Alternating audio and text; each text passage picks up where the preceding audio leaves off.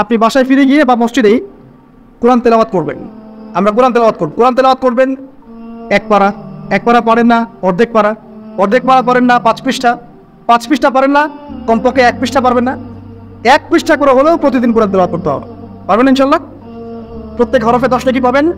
কোরআন আপনার পক্ষে সুপারিশ করবে ইনশাআল্লাহ, এবং এই কোরআন আপনাকে ছায়া দিবে, সূরা বাকারা আলী ইমরানের মতো ছায়া দিবে কিয়ামতের মাঠে। এবং এটা নবী সাল্লাল্লাহু আলাইহি ওয়াসাল্লাম যেটা বলেছেন, কোরআন হুজ্জাতুল লাকা ওয়া আলাইক, এটা তোমার পক্ষে সাক্ষী দিবে অথবা বিপক্ষে সাক্ষী দিবে। তো কোরআন তেলাওয়াত করবেন। এরপরে আমরা কি করি? আমরা হয়তো যে যার মতো চলে যাই, কেউ স্কুলে চলে যান, নাস্তা করেন। আচ্ছা, নাস্তার আগে একটা কথা বলি। সকালে নাস্তা করবেন এমনভাবে যে, এখনকার ডক্টররাও বলেন এই কথাটা, সকালবেলা একটু বেশি খেতে হয়, সকালবেলা একটু বেশি হেভি ফুড নিতে হয়। দুপুরে তার চেয়ে একটু কম, রাতে আরও কম। আর আমাদের তো উল্টা, কিন্তু সকালে অল্প একটু, দুপুরে একটা বিশাল, রাতের বেলা আরও বিশাল, নাকি?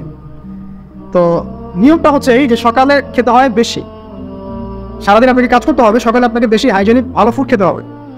দুপুরে তার চেয়ে একটু কম, আর রাতে তার চাইতে কম।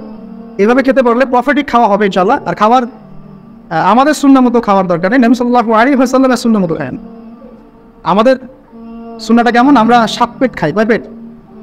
7 পেট। যদি পেটের মধ্যে কিছু জায়গা ফাঁকা থাকে, সেটাও কিছু মিষ্টি দিয়ে ঢুকায় 7 পেটে ভর্তি করতে হবে। এটা চ্যালেঞ্জ, পেটটা ভর্তি করতে হবে। আর নবী সাল্লাল্লাহু আলাইহি ওয়াসাল্লাম খেতেন এভাবে, যারা পেটটাকে 3 ভাগ করতেন, 1 ভাগ খাবার খেতেন, 1 ভাগ তিনি পানীয় পান করতেন, আর 1 ভাগটা ফাঁকা রাখতেন। আপনি এভাবে খাওয়া শুরু করেন, দেখবেন আপনি ফিজিক্যালি ফিট ফিল করছেন এবং আপনি ক্লান্ত হচ্ছেন কম, অলসতা কম আসছে কাজে, আপনি এনথুজিয়াজম পাবেন ইনশাআল্লাহ। তো খাবারের ব্যাপারটা সতর্ক থাকে। আর এই যুগে খাবারের মধ্যে প্রচুর ভেজাল আছে। চেষ্টা করতে হবে ম্যানুফ্যাকচার্ড খাবারগুলো বাদ দিয়ে হোমমেড যে ফুডগুলো আছে, হোমমেড ফুড মানে বাসায় যেগুলো আমরা তৈরি করি, ফ্রেশ হাইজেনিক ফুডগুলো খাওয়ার চেষ্টা করতে হবে। স্পেশালি বাচ্চাদের ব্যাপারে সতর্ক থাকতে হবে। বাচ্চাদেরকে, তরুণদেরকে এমনগুলো খাবার খাওয়া যাবে না যে খাবারটা খেলে আপনি অসুস্থ হয়ে যান, আপনার স্ট্যামিনা কমে যায়, আপনি ফিজিক্যালি দুর্বল হয়ে পড়েন। এটা খুব খেয়াল রাখবেন। খাবার এই যে আপনারা যে গ্রামাঞ্চলে থাকেন, আপনারা সৌভাগ্যবান একদিক থেকে যে আপনারা ফ্রেশ খাবার উৎপন্ন করে খেতে পারেন। শেষ জামানায় খাবারের মধ্যে খুব ভেজাল আসবে, এটা বিভিন্ন হাদিস দিয়ে মেলানো যায়, আমি ওইদিকে যাচ্ছি না।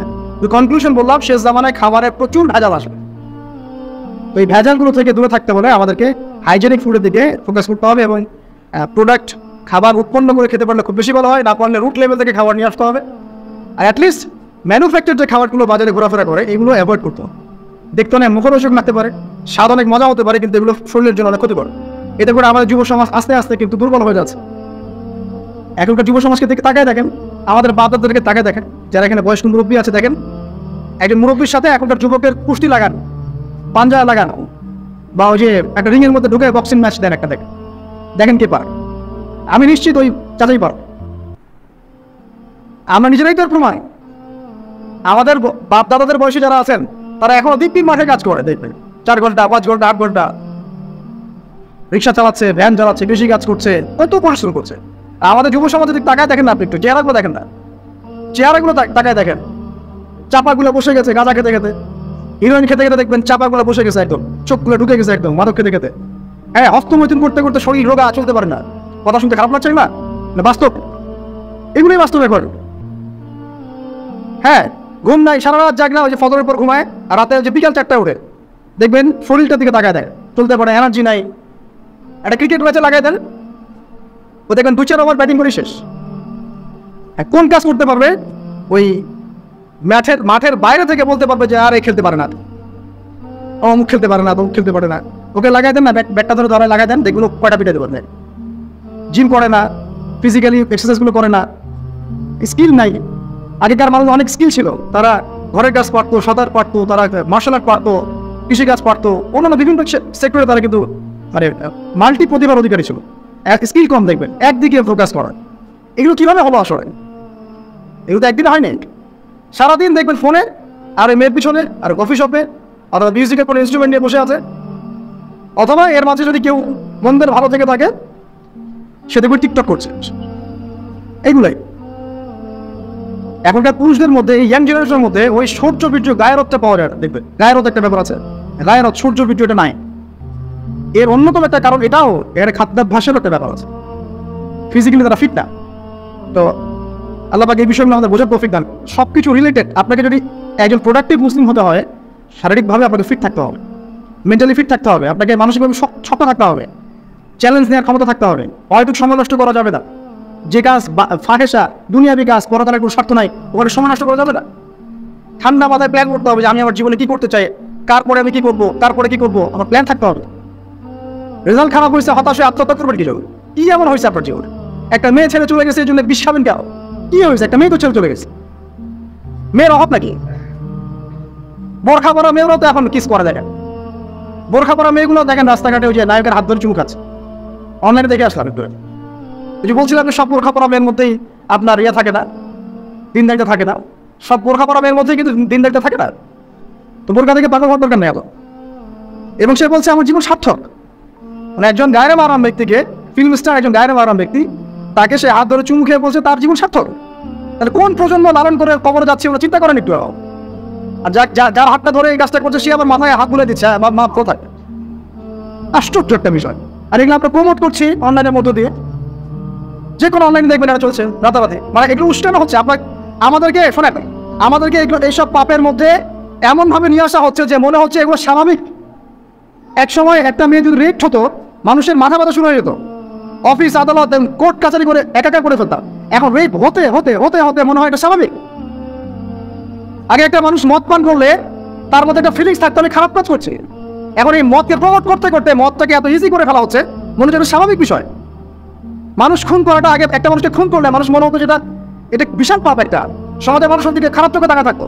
আর খুন হতে হতে হতে মানুষ মিডিয়াটাকে প্রমোট করছে, করতে করতে নর্মাল, এই পাপগুলোকে নর্মাল করে ফেলার ট্রেন্ডটা মিডিয়ার মধ্যে দিয়ে করা হয়েছে, স্বাভাবিকভাবে নেওয়া হচ্ছে কিছু। গার্লফ্রেন্ড বয়ফ্রেন্ড অ্যাফেয়ার্সকে আগে মানুষ লুকায় লুকায় করতো, চিঠি দিলেও লুকায় লুকায়, যেটা কেউ জানতে না পারে। এখন হবে রাস্তায় সব, মানে এটা নর্মাল করে ফেলা হচ্ছে। আরো যে কি হবে সামনে আল্লাহ ভালো জানেন। সুবহানাল্লাহ। যারা বড় বড় শহরগুলোতে থাকে তাদের তো মানে দিন শুরু হয় আল্লাহ নাফরমানি দিয়ে, আর রাত আসে মানুষের গজব দিয়ে, মানুষের অভিশাপ দিয়ে। মেয়েরা আগে যদি বেপর্দায় চলতো লজ্জা করতো, একটা লজ্জাবোধ ছিল, যে একটা লজ্জা লাগতো যে না আমি খারাপভাবে চলছি, মানুষ আমাকে দেখছে কেমন লাগছে। এখন দেখবেন ও গেঞ্জি পরে হাঁটার কোনো ফিলিংস নাই, স্বাভাবিক, নর্মাল করে ফেলা হচ্ছে এগুলো সব কিছু। এখন দেখবেন মেয়েদেরকে, ছোট ছোট মেয়েগুলোকে পড়া হচ্ছে, ছোট ছোট বাচ্চা মেয়ে, দেখবেন কয়দিন পরে এটাও স্বাভাবিক হয়ে যাবে।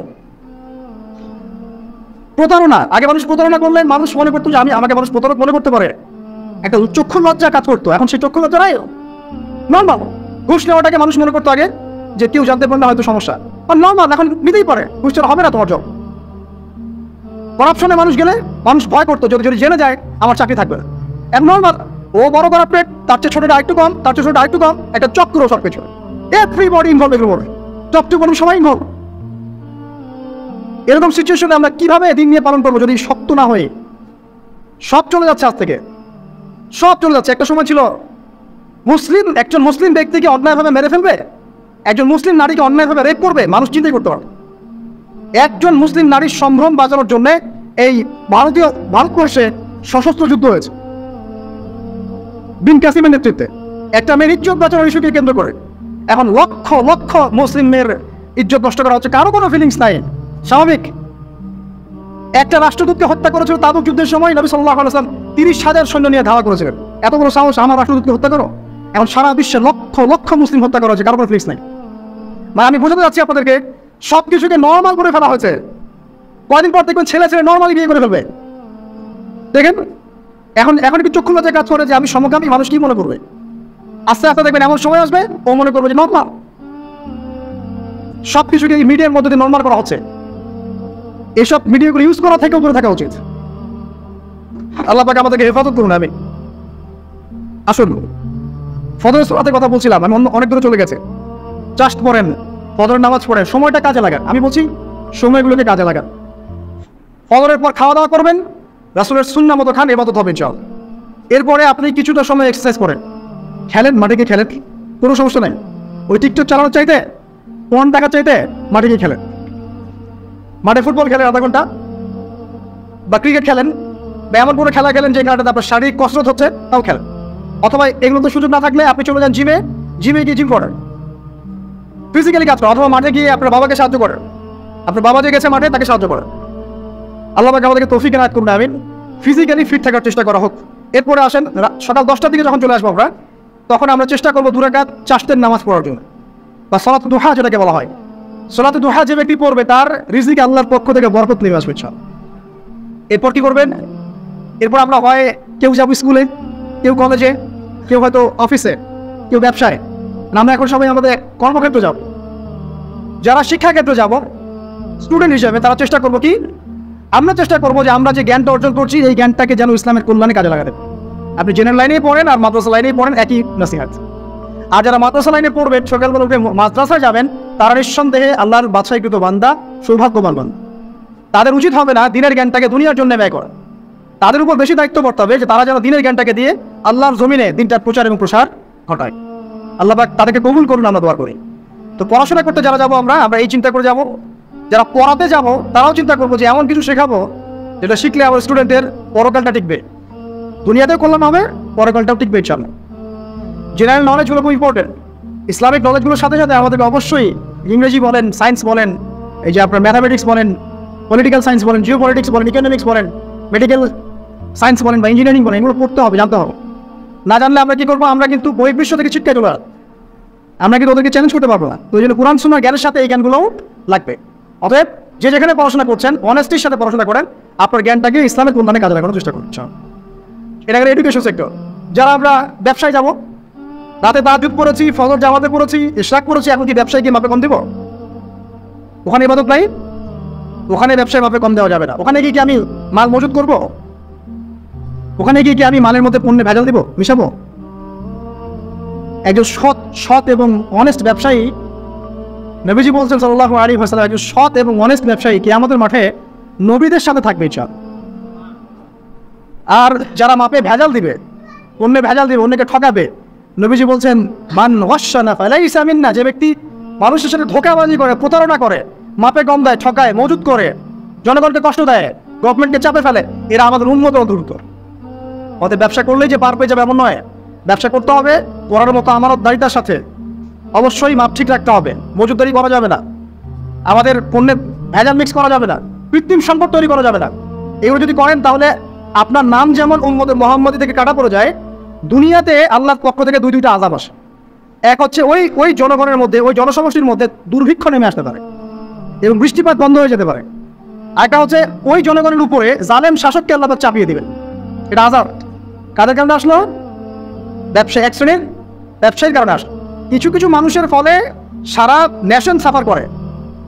যেমন এই যে যারা দেখবেন অনলাইন অফলাইনের মধ্যে অশ্লীলতা ছড়িয়ে বেড়াচ্ছে, নোংরামি, ফাহেসা, বেপরদামি এগুলো ছড়িয়ে বেড়াচ্ছে, এদের কারণে সমাজের মধ্যে এমন সব রোগ ব্যাধি আসবে যেগুলো আগে আমরা নামও শুনি নাই। হাদিস, যারা মুসলিম সমাজের মধ্যে মানে বাদ্যযন্ত্রকে হালাল মনে করে নিবে, মদকে হালাল মনে করে নিবে, জেনাকে হালাল মনে করে নিবে, এইসব মানুষদের কারণে ভূমি ধসের আযাব আসবে এবং আকৃতি পরিবর্তনের আযাব আসবে। সে জামানার হাদিসগুলো পড়ে দেখেন। এখানে পাপ করছে এক শ্রেণীর মানুষ, ফলাফল ভোগ করছে সবাই। সো যারা ভালো মানুষ তাদের উচিত হবে এগুলোকে প্রোটেক্ট করা, ডিফেন্ড করা, এগুলোর বিরুদ্ধে বলা বা লেখা বা কিছু করা। সূরা নূরে আল্লাহ পাক বলছেন ইন্নাল্লাযীনা তাশিআল ফাহিশাতা ফিল্লাযীনা আমানু, যারা মুমিনদের মধ্যে ফাহিশা, নোংরামি, অশ্লীলতাকে ছড়িয়ে দিতে চায়, পছন্দ করে, ইন্নাল্লাযীনা ইউহিব্বুনা আন তাশিআল ফাহিশাতা ফিল্লাযীনা আমানু লাহুম আযাবুন আলীমুন ফিদ দুনিয়া ওয়াল আখিরাহ, দুনিয়া এবং আখিরাতে এদের জন্য ভয়ঙ্কর শাস্তি আছে। আর আমাদের কাছে এরাই রকস্টার, যারা মুসলিম সমাজের মধ্যে বেপরদামি, অশ্লীলতা, ফাহিশা এগুলো ছড়িয়ে দিচ্ছে, যে না এরা আমাদের আইডল। এখন ওদের পোস্টার বাসায় লাগিয়ে রাখে, ওদের সাথে একবার দেখা করতে পারলে জীবন সার্থক হয়ে যায়। আল্লাহর কাছে ওদের কি নাম আছে যতক্ষণ না তওবা করে ফিরে আসছে? একজন ভ্যান চালক, একজন ইমানদার ভ্যান চালক, রিক্সা চালক, যে 5 ওয়াক্ত নামাজ পড়ে, সে আল্লাহর কাছে ওর চেয়ে অনেক বেশি সম্মানিত। ওই ভ্যান চালকের কাছে কি অটোগ্রাফ নেন আপনি? রিক্সাওয়ালার কাছে কি অটোগ্রাফ নেন? এইসব এই হ্যামিংটনের বাসিওয়ালার পিছনে না গিয়ে এরা যুব সমাজকে টেনে নিয়ে যাচ্ছে অশ্লীলতার দিকে, ফাহেসা কাজের দিকে, বেফাস কাজ, কোনো পরকালীন কোনো স্বার্থ নাই, বিনোদনের নামে, সংস্কৃতির নামে এরা মানুষকে দিকে টেনে নিয়ে যাচ্ছে। আর আমাদের যুব সমাজ, তোমাদেরকে আমি আইডল দেখাবো ইনশাআল্লাহ পরের লেকচারগুলো। খালিদ বিন ওয়ালিদ তোমার আইডল, আলী ইবনে আবি তালিব তোমাদের আইডল, মুহাম্মদ সাল্লাল্লাহু আলাইহি ওয়াসাল্লাম তোমার আইডল, ইমাম হুসাইন তোমার আইডল, মোহাম্মদ বিন কাসিম তোমার আইডল, তারেক বিন জিয়াদ তোমার আইডল, ওমর ইবনে খাত্তাব তোমার আইডল। আইডল ঠিক খুঁজে পাও না তোমরা জীবনে আইডল খুঁজে পাও না, কাকে ফলো করবা? একজনের নাম বলবো, একজন অনলি, মুহাম্মদ সাল্লাল্লাহু আলাইহি ওয়াসাল্লামের পরে একজনের নাম যদি বলতে পারেন আমাকে, আলী রাদিয়াল্লাহু আনহুর জীবনী পড়ো যাও, আলী ইবনে আবি তালিব রাদিয়াল্লাহু আনহুর জীবনী পড়ো যাও, গিয়ে দেখো তোমার আইডল এখানে বসে আছে, লুকিয়ে আছে। তাদের আইডলের মধ্যে তাদের মধ্যে ছিল ব্যক্তিত্ব, শৌর্যবীর্য, আনুগত্য, জ্ঞান, প্রজ্ঞা, দিন প্রতিষ্ঠার তামান্না, জিহাদ। এবং তারা বদর, উহুদ, খন্দক, খায়বার করেছেন। শেষ পর্যায়ে যখন তাদেরকে মৃত্যুবরণ করতে হয়েছে, তখনও তাদেরকে সামন থেকে কেউ আক্রমণ করতে পারে না, পিছন থেকে আক্রমণ করতে হচ্ছে। বীরদেরকে কেউ সামন থেকে মারতে পারে, পিছন থেকে মারতে পারে। আইডল খুঁজে পাও না তোমরা?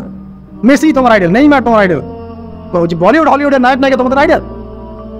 সুবহানাল্লাহ, বাংলাদেশের নায়ক নায়িকা তোমাদের আইডল? যারা জীবনে কত পাপ করেছে তারা নিজেরাই জানে, ওদের বিবেকই ভালো করে জানে যে ওরা কত পাপ করেছে। তোমাকে বাইরের চাকচিক্য দেখে মনে হচ্ছে খুব সুন্দর সুশ্রী, ভিতরের কলিজাটা এদের কুৎসিত কারণ। আলেম ওলামার কাছে এসে পড়ে থাকো, যারা বড় বড় ওলামায়ে কেরাম তাদের কাছে এসে পড়ে থাকো, তারা তোমাদেরকে পথ দেখাবে ইনশাআল্লাহ। আল্লাহ পাক বোঝার তৌফিক দান করো। আমি আর লম্বা করছি না, শেষ করে দিচ্ছি ইনশাআল্লাহ। লেখাপড়ার মোয়াক্কির বিষয়গুলো বলছিলাম যে আমরা যারা লেখাপড়া করবো, প্রফিটিক লাইফস্টাইল করতে হলে এবং প্রোডাক্টিভ মুসলিম হতে হলে লেখাপড়াটা করতে হবে আল্লাহ সন্তুষ্টির জন্য। চাকরি বাকরি, ব্যবসা বাণিজ্য যাই করে, কৃষিকাজ, সব কিছুর উদ্দেশ্য হবে কি?